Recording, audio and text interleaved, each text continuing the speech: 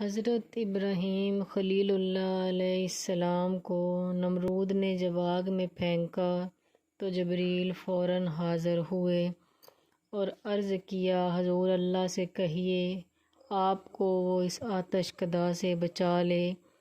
آپ نے فرمایا، اپنے جسم کے لیے اتنی بلند و بالا ہستی سے یہ معمولی سا سوال کروں؟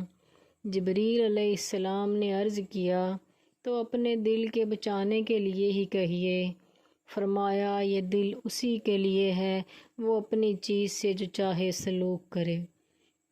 جبریل علیہ السلام نے عرض کیا، حضور اتنی تیز آگ سے آپ ڈرتے کیوں نہیں؟